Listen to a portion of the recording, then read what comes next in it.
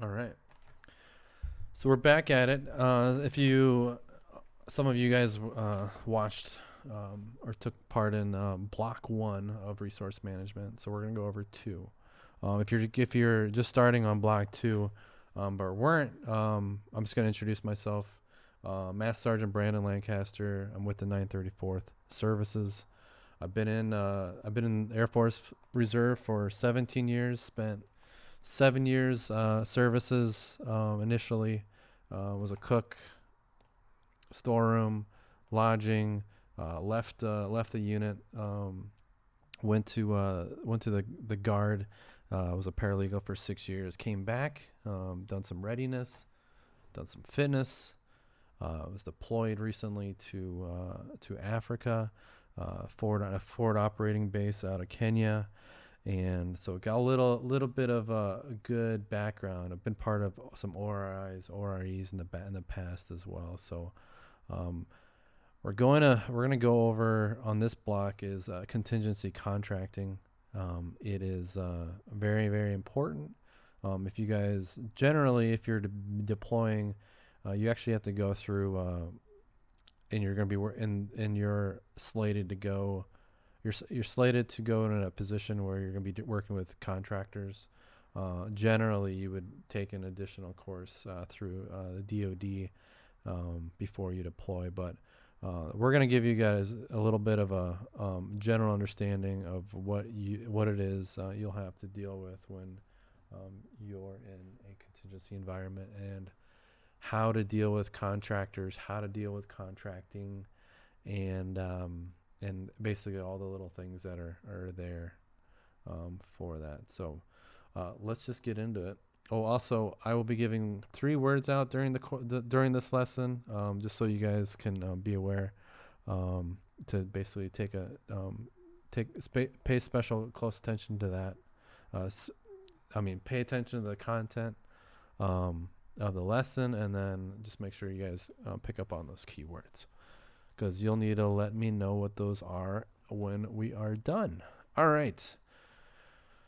So here we go. Boom. All right.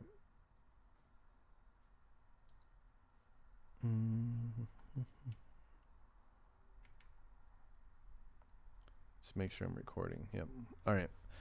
All right. So this is part of contingency contracting is part of or is what we're going over. It's part of our home station readiness training.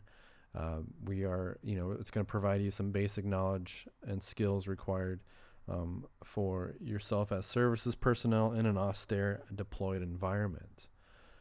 Um, we're talking in generally what we're going to go through is the stages of a deployed location, and what that looks like. So we're trying to, yes, you'll be using a lot of the stuff in real world, um, back home station maybe, and then if you're deployed into maybe a base that's pretty, um, maybe not in a austere environment technically, but for the most part, this training is just going to go over some of those stages and how to utilize contingency contracting. All right. Objective is to identify contingency contracting procedures. Overview, planning. We're going to go over some planning factors, preparation and submission of purchase requests, purchase description, statement of works, documentation which must accompany purchase requests, practices in foreign environments. I explained this on the block one, that I was when I was in Africa, I was the services lead. I was um, uh, we had everything, from everything services related, from lodging to DFAC to AFES, REC, MWR, fitness, everything. And so I had a, a good broad understanding on how to deal with contracting and our contractors and whatnot. Um, in that type of environment. And I also do a little contracting on the civilian side at U.S. Bank. So we're gonna go through some of this stuff, and yeah, it should be good. All right. So planning factors. The mission of the contracting office is to organize, plan, and execute the acquisition and administration of supply and service contracts to the warfighter. Who's the warfighter? You are the warfighter. We are the warfighter. When no matter what it is we do, no matter what it is we do out there, we have a mission, and we need to execute it, and we need to understand what it needs, and if we need to utilize contracting, we need to plan that out, and figure that out, and leverage it. So it's really important just to know that this is to help support. This has helped to support us in the contracting office. That's what their role is. As a service member, one of the key responsibilities is the timely and proper planning of our requirements. Advanced planning will prove to be very beneficial in all phases of deployment. And it's we know we've talked about phases of deployment in the past. We've talked about it's and you've seen it in your CDCs. We're talking about like not just your deployment, but the installation's deployment. Like, from we're gonna set up a base operation in a location that's never been there before. We're gonna go in and figure it out. Initial planning, all that stuff has to take place, and so it's key when you're trying to understand some of this. And we're gonna go through some of it a little bit further, but to understand that's what we're talking about. So when we're talking about advanced planning, we're talking about in all phases, not just how it impacts you if you're only deployed there for 3 months, but it's all really important to understand, just kind of like the big picture of all of this stuff too. So I want to make sure that gets addressed. So we'll continue on. Initial planning. So here we go. Planning factors. The initial deployment. So this phase occurs during the first couple of days in a contingency. Your best access to the CCO at this point is probably the most senior leader in your chain of command. Despite the absence of an official purchase request, formal approvals, or fund citations, it is your responsibility to make sure funds are available from finance to support your requirement. I can tell you that some of this stuff gets set up way in advance, before initial deployment. A lot of this stuff, is planned out. We want to make sure that we know what our we know who to contact if we need something. A lot of times I know that the contracting officer isn't even there, like physically. He might be somewhere else, in at the MAGCOM level or the wing or the grouper level. In my case, our squadron in Kenya was had the BASI, so we were responsible for the base operations support. Our squadron commander was the installation commander, and we had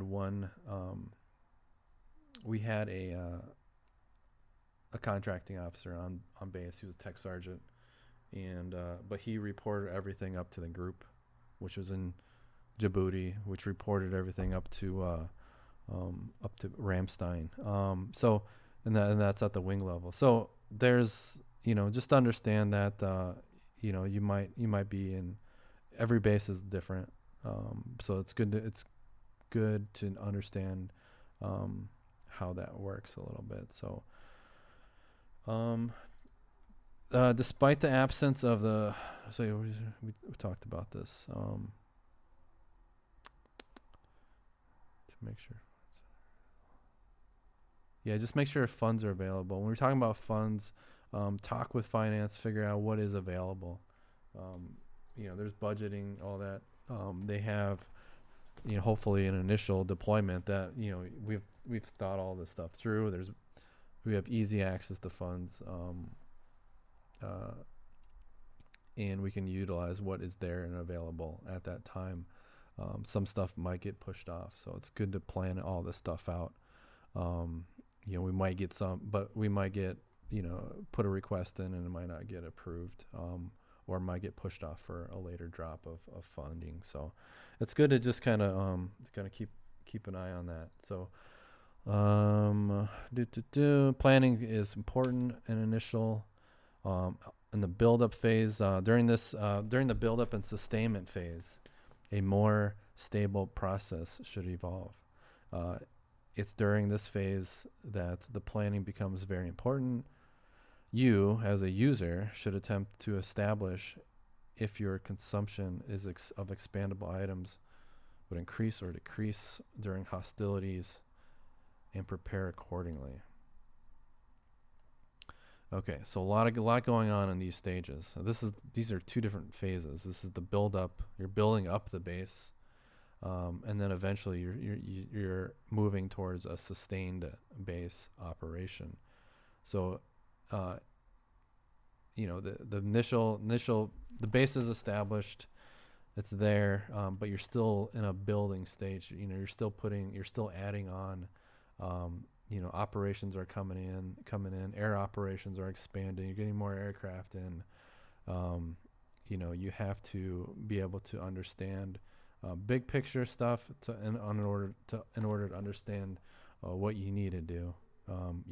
So, for example, we knew operations were increasing, so we needed to have, and that we were going to be there for a very long time. A base goes from, it was published that, our base went from a tactical base to an enduring base. So pretty much build up, and then to a sustained one, we have to start planning for sustainment. So we knew that we were going to be there for a while. So we wanted to make sure we wanted to improve all of our facilities. And of course, that's what my focus was when I was there. And so in doing that, you have to understand you have to understand the base's objectives, what funds are available, and what does leadership really want to take place. So very important to plan it out. And the services is very needed. And we're not really needed. Everybody else is needy. We are a very needed operation, from, hey, can we get this in the DFAC? Hey, why don't we have this in the MWR? Hey, the gym equipment, it's good, but we're going to being bigger and better, and we have more people, and so maybe we need to think about ramping up that stuff, and in this world that we live in, and our fitness is key, right? So we want to make sure our airmen, our joint forces, all have access to good quality equipment and stuff. So definitely really important to kind of think that through when you're planning, understanding what stage you are in at your base, understanding what the needs are from the community, and then executing accordingly. Sweet. Oh, and then hostilities occur. You have to plan for this stuff. Recent incident in Kenya, we had 2 months after I left, the base had an attack and stuff. So we have to be always on the understanding that something that might happen, and how would that impact your services. Maybe we would have to maybe in order to support some of these things, we'd have to have more contingency lodging. So we would have to make sure that we have utilize contracting to provide more facilities or access to more facilities or whatnot. So just maybe it's a little bit too in depth, but I just wanted to make sure that we understand where we're going and what things we need to think about when we're going with that operation. So that is that. Redeployment. This is when this base is phasing down. So redeployment. It's, if you've been in the Air Force or the military, you know what redeployment is. It sounds kind of confusing, but it really basically means that we're leaving. We are not deploying again, but we're actually leaving. So I know that's kind of confusing for some, but so the base. So maybe it went from a tactical to enduring. Well, now because of matters that we can't control, our authorities decide, you know what, we're gonna wind down the operation over the next 3 months, 6 months, year, 2 years, 3 years, 5 years, whatever it is, and we need to start planning how to downgrade stuff, how to get stuff out, and then utilizing contracting accordingly. Typical operations that are scaled down include laundry services, number of rental cars, refuse collections, I don't know what that. Lodging arrangements. So, like, say laundry, pretty key. People need to have laundry services. But if you have 100 laundry washers, dryers, and there's only like 20 people all at the base, you can start getting rid of that stuff. And if laundry services, maybe in the sustainment phase of the base, you had contractors come in and do like maintenance on equipment regularly, or they did. There's some places where you just give them laundry and they'll just do it for you for a fee. So maybe that's not needed. Maybe because people, when there's 30 people left at the base or 100 or whatever, not all those services will be needed. Same thing with like rental cars, lodging arrangements. Sometimes there, in some bases there's, lodging is all contracted out.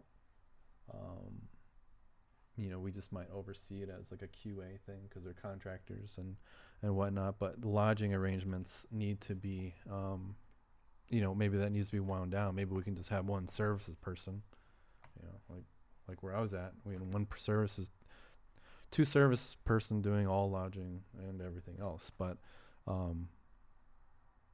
maybe we don't, so we have to start thinking about let's wind down, let's scale down some of these operations, these contracts and whatnot. So good. All right. Purchase request documents.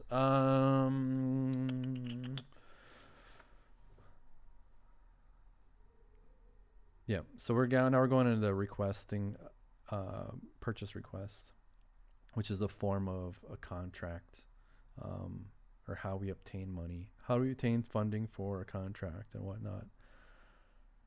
The basic and the most important document required by contracting is a purchase request. So, hey, contracting, I would like. So, what did we do? What did we buy? What did I have contracting do?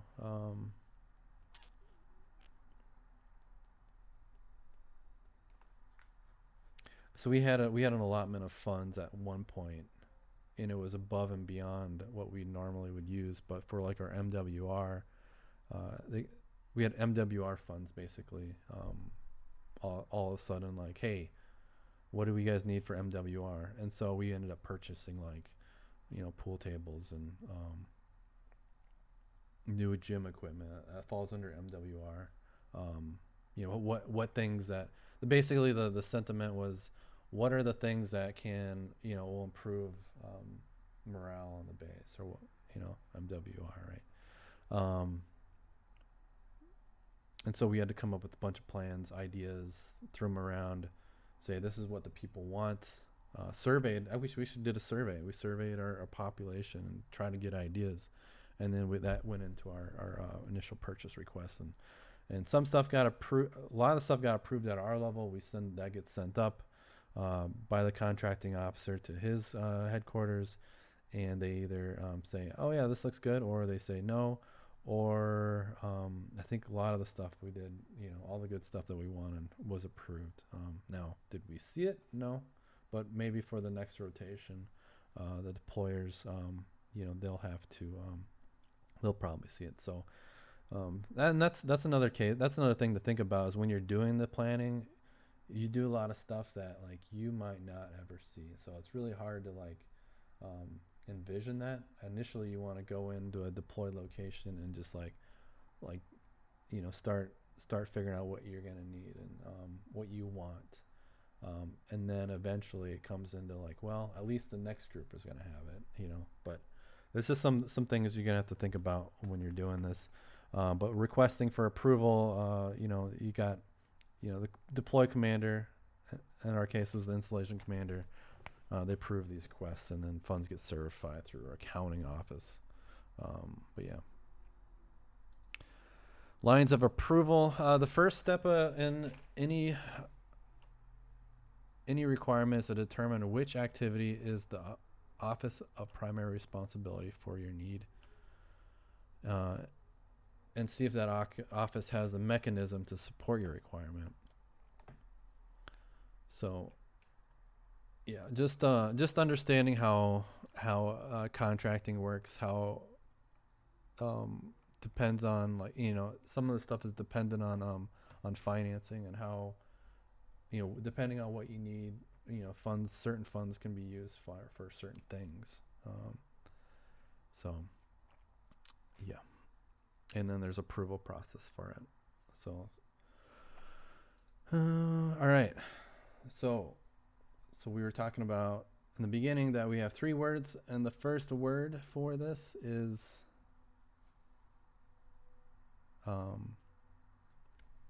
honor. Okay, honor. It's a core value from so honor is a core value from some other branches in the military. So just think about that, okay? All right, cool, huh? Review. Let's see what we're doing. All right, let me get rid of my webcam there. All right. So here we go. Preparation and submission of purchase agreement, the Form 9. This form is really the key to getting what you want. It also is the most frustrating document and process than getting what you want.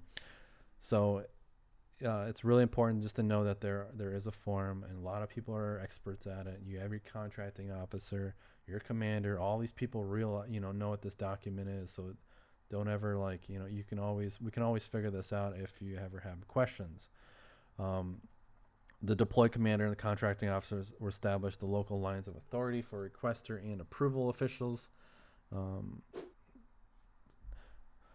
DoD must substantiate its requirements and strictly control its contracting function. So substantiate. So we want to make sure to understand that we can actually, that this is a requirement, and that this is something that we can obtain. So just know that not everything you want, can be obtained. So there's a lot of rules and regulations and ethics. All that stuff kind of applies to, whether you can get something that you're requesting. So, and also if you want something that's maybe brand name, like a name brand of something, but it's way more money than something that's that the DoD already has in there, as a contract for. You want to, you can't, it's not saying that you can't get those items. You can, but you just got to provide more justification. I think we go into that in a little bit here. So, but yeah. The contracting officer is the only agent who represents the government in this capacity. So that's pretty general knowledge. Just that, and you know that just gotta lean on these guys. When you get in a deployed environment, you want to know your contracting officer, and they'll help you immensely. But just make sure that you understand that that relationship there is important, and to leverage them as much as you can.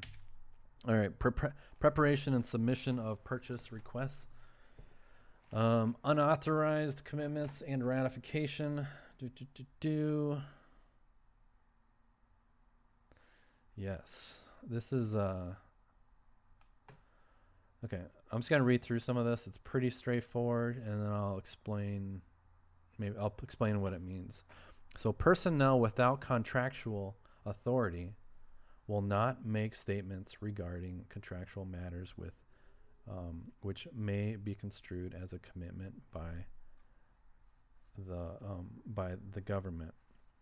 So in our previous slide, we said that only agent who represents the government in this capacity, in a purchase capacity, is a contracting officer. So what do you think that means here? Your contracting officer really is, should be the one making these commitments. But you want to make sure that, you just want to make sure that you're careful in what you do, and what you say, which gets covered later as well. But if an unauthorized commitments occur, the individual will submit a statement of all pertinent facts to his or her commander, to be forwarded to the contracting officer to initiate corrective actions. The contracting officer is responsible to correct and ratify this action. The contracting officer is the only official at the deployed location with expressed authority to commit funds for supplies and services. Okay, so again, the contracting officer. Basically, what this is saying that you don't want to put yourself in a position where you will be working with contractors. But things can be, they might take, something out of context that you might want something different than what the contract is, and then they might bill you later. We need to make sure that we understand this, our rules of engaging of contractors, and what we can and can't do. And we don't want to say, hey, yeah, we're going to pay you if you do this, when it wasn't really solely expressed in the contract. That would be an unauthorized commitment. And in order to fix that, there's a whole process for that. This does happen, and it can be corrected, but it can be very costly too. So, this is where was it? It was a senior NCOA a couple months ago, and one of our case studies that we were working on was around committing the government to do stuff outside of contracts and stuff, and a lot of people got in trouble for it. So, all right, so just be careful. Rely on your contracting officer when dealing with this. The contracting officer is a ratification process that they'll have to go through to get things resolved. All right, good enough. Not appropriated contracts. Purchases made with not appropriated funds should be made closely following the AFMAN 64302, as procedures are not always the same as for purchases using appropriated funds. And we've talked about appropriated versus not appropriated. Not appropriated funds in this type of environment would be money they'll obtain through a cash operation, like a mini exchange operation.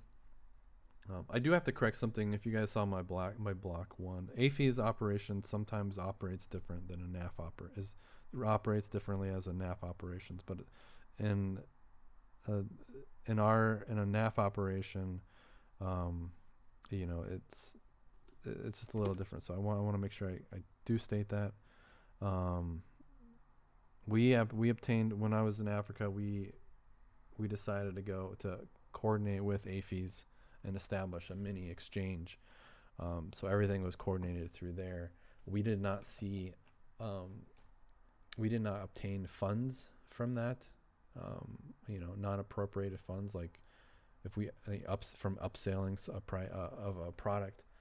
So that was handled a little bit differently. So, but if you do have a NAF operation, and say you sell like you sell stuff, you purchase, upsell, the difference, all that money goes somewhere else, or it goes into a pot, and then you can utilize it. So understand that there are processes and procedures for both. Utilize like AFMAN 64302 to understand what you're authorized to use to do with those extra funds that you've obtained through your NAF operation. All right. What's our next word?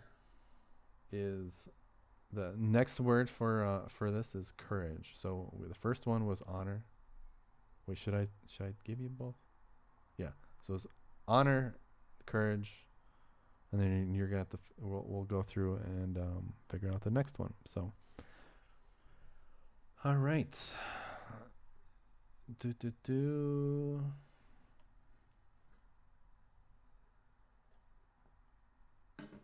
Beautiful.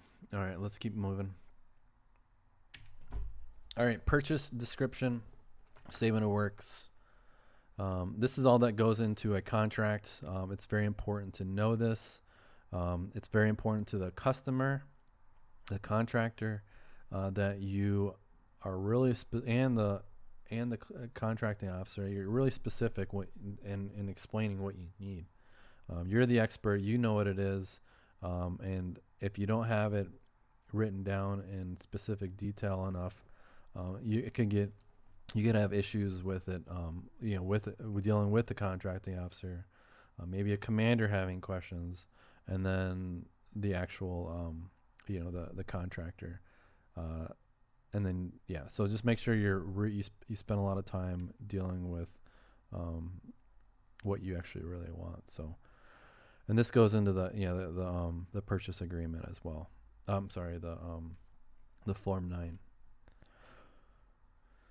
A generic purchase description is written in simple language with one exception. Brand names are prohibited without separated written justification.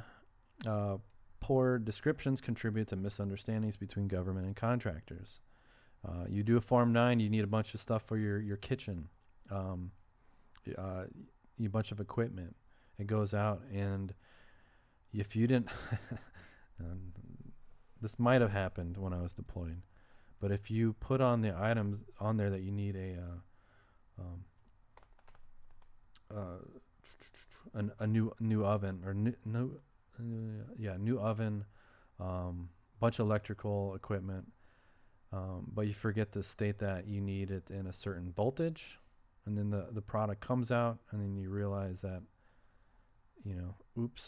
Something might happen where, and generally they can, if you have good mechanics out there, they can figure out how to do it, but it creates issues. Or it might be simple where someone else you submit the Form 9 and someone will ask you, hey man, can you specify what voltage you are? So just make sure you understand everything that needs to go into, just how much detail you need to put into some of this stuff. All right. So good. All right. Chapter 3. Let's keep moving. Small purchase follow-up. Documentation must accompany purchase requests. Follow-ups will be done in exceptional cases when the customer requests it. If the delivery date has passed, you have received the wrong item. Part of an item, broken, damaged, call the contracting office as soon as possible. Say you get a bunch of stuff in, and it's really difficult because in some of these purchases, like big equipment, it might take 6 months. You might not see it, or you might get to a location and not really realize that there was already a purchase for a bunch of equipment that you need, and then it finally comes in and maybe it got broken during shipping, or maybe it just never worked. So just make sure you utilize your your contracting officer if there's ever any issues on stuff like that. All right. During turnover of personnel and rotation, brief replacements on the status of the Form 9. Yep. So that's exactly. So yeah, when we come in, there might already be Form 9s and statement of works that already exist that are. So just make sure that you when you come in to a deployed environment that you understand that what is already outstanding or what's out there, and then when you leave, you give that information to the group that's coming after. And to be honest, your contracting officer should be doing the same, and they'll have all that information as well as finance. So a lot of good, services, finance, contracting. Very good for checks and balances when it comes to all of this stuff. So just good information to know. Documentation, which accompanies the purchase agreement, purchase request. Administration, full administration. The contracting administrator is your point of contact and contract expert. Non-service contracting administrator. It is your responsibility to ensure that the contractor has provided at least the minimum contract requirements. Do not direct changes or accept substitute performances. Then it's necessary, request a modification of the contractor through your contracting officer.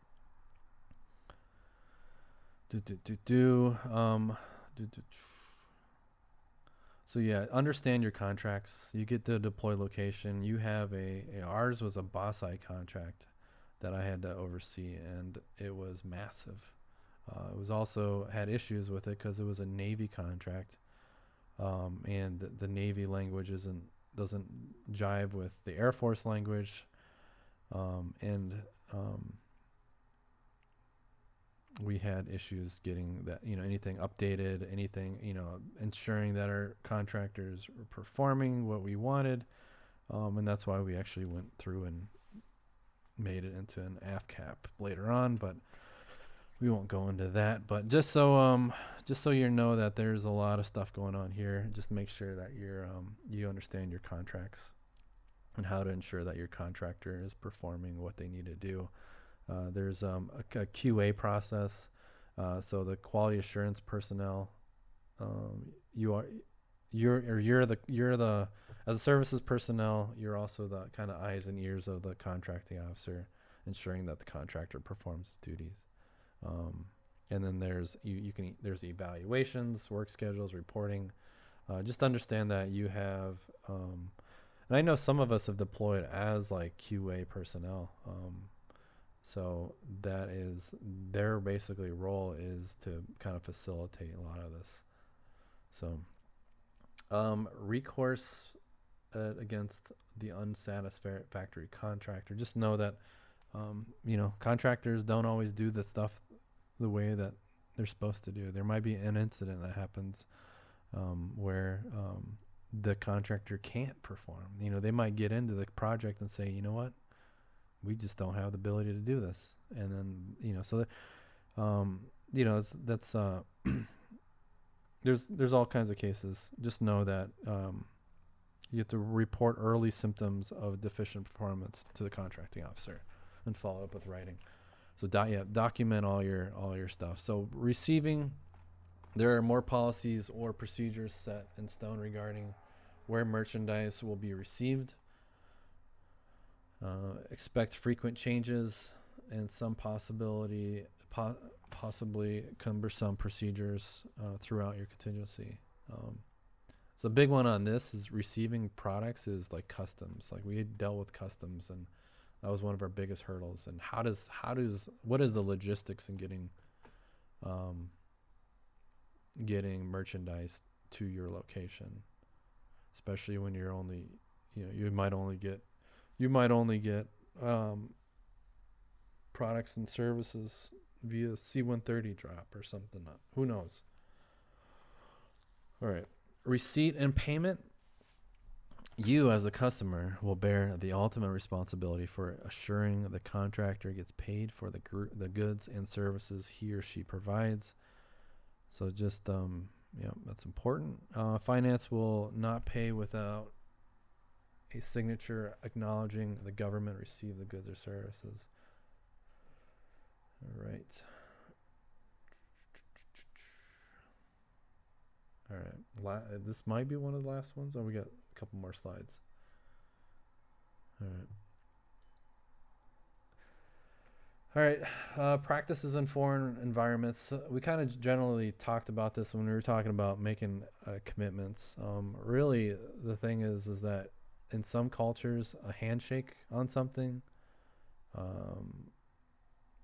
or verbally talking about something, might equate to a commitment of a contract. So we want to make sure that we're not, we're cautious in engaging in that type of. You understand the environment and what things we need to make sure that we're saying to contractors or potential contractors. Do local business practices. Some businesses require immediate payment. Some want advance. That can be a real big deterrent when you need something done now, an emergency, and you don't have cash on hand, or finance doesn't have cash on hand to make these fast payments. So it's important that your potential contractor knows this. And what is that method, and a lot of that stuff again between finance and contracting offices. But just good to understand your foreign environment and what are those practices, whatnot. So practices in foreign, access to off-base establishments. There might be security concerns if it's off-base. In some environments, you might not even be able to leave your base. Or there's certain things even like food and whatnot that you might be not even allowed to acquire for the base. Just stuff like that. Just got to understand that there's this is access to off-base establishments. Just make sure you're working with security forces, OSI, whoever is responsible for ensuring that authorizing access to establishments that are off base. Language conversion, obviously. I only speak English. I can try to speak some other language, and I might butcher it up. So we want to make sure that other languages are language barriers are a thing, especially with dealing with contracting. Host nation support agreement. If you're some countries have a host nation agreement, some don't. It's just good to know that, and that if they do, you need to leverage that. And then check with your MAJCOM to see if arrangements are already in place. Ethics, practices. Yep, we talked a little bit about ethics, making sure that what you're doing, what you're having, what you need is within the JER, the Joint Ethics Reg. And some of us have taken a lot of ethics training in the past, and probably it's all in CDCs nowadays and PME. Just understand that how I kind of interpret ethics is, if it smells fishy, it probably is, and just try to avoid it or get somebody else involved in it. So just think about that. If a purchase or an item that you got, was displayed on CNN, what kind of impact would it have? Just think about that a little bit as you're going through this. Whenever a gratuity is delivered to you, left on your desk, you got to return it. You can't take stuff like that. Also report it to your supervisor or OSI along with your suspicions. you have to understand that you're out there. You're in a contingency environment. You're working with foreign nationals, local nationals that are tied to individuals are surrounding your base. OSI might have OSI might have already have stuff going on where they're investigating potential stuff. So keep your eyes and ears open for stuff that might seem fishy, might not seem right. So that's just general awareness of your environment and understanding that you are in a secured location, but sometimes things kind of are done around you that might not be in the best interest for others on that base. So in this role, this item, says we're talking about gratuity. Just be mindful you can't accept gifts as a military government personnel when it comes to contracting and stuff too. So there's a lot more in there. You can read the joint ethics regs if you want, but yeah, that's there. All right, let's keep moving. Review end of chapter questions. So what are we up to? Honor, courage. There's one more. All right. So the summary planning factors. In summary, we went over planning factors, the contracting process, preparation and submission of the purchase requests, contracting instruments, purchase description, statement of works, SOWs, documentation which must accompany purchase requests, practices in a foreign environment, all that stuff. So that's it. I guess I can just wrap up here. Just to wrap up, I mean, there's a lot of information here. If you're going out, if you're deploying, you need to understand this stuff. Likely you'll have to take a DoD course. You can reference this. I think this is just good contracting information for any and all environments, because it's pretty applicable. So yeah, I guess with that, if you guys ever have any questions on this, need some firsthand knowledge on it, feel free to hit me up. We'll address anything. If there's stuff in this training that doesn't jive with what you think I'm interpreting things to be, feel free on both blocks feel free to just discuss them with me. I have no issue readdressing something. But anyways, I appreciate you guys. Hang in there. COVID-19, hopefully it's just around the corner. We'll be back at it. And yeah, let me know if you guys need anything. Thank you.